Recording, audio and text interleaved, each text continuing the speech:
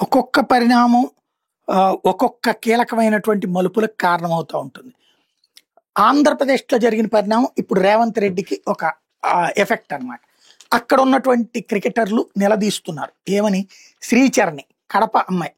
అమ్మాయి ప్రధానిని కలిసాక ఆంధ్రప్రదేశ్‌కి రావడం, గన్నవరం ఎయిర్‌పోర్ట్‌లో ఆమెని సవిత, అనిత ఇద్దరు హోంమంత్రి ప్లస్ మంత్రి కలిసి రిసీవ్ చేసుకోవడం, ఆ పైన చంద్రబాబు గారిని కలవడం, మెదాలి రాజు కూడా రావటం, తర్వాత బాబు గారు 2.5 కోట్ల రూపాయల నజరానాన్ని ప్రకటించడం, 1000 గజాల స్థలాన్ని ఇస్తానని చెప్పడం, దాంతో పాటుగా గ్రూప్ 1 ఉద్యోగం ఇస్తామంటాం, ఇవన్నీ జరిగినాయి.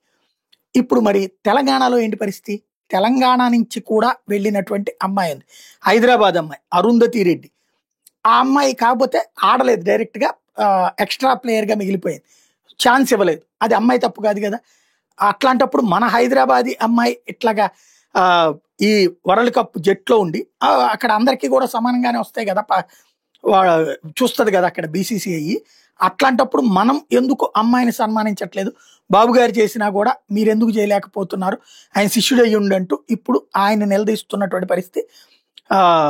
ఇందులో ప్రత్యేకించి ప్రతీక్ రావల్ గాయపడితే షఫాలి వర్మ జట్లోకి వచ్చింది.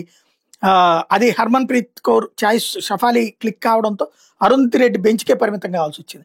ఈ కప్పులు ఆడకపోయినా భారత్ జట్టుకి ఆడింది, 11 వన్డేలు ఆడింది, 38 T20లు కూడా ఉన్నాయి ఆమె ఖాతాలు. తెలంగాణ ప్రభుత్వం ఎందుకు ఓన్ చేసుకోవట్లేదు అన్నటువంటి పాయింట్ని అడుగుతున్నారు ఇప్పుడు.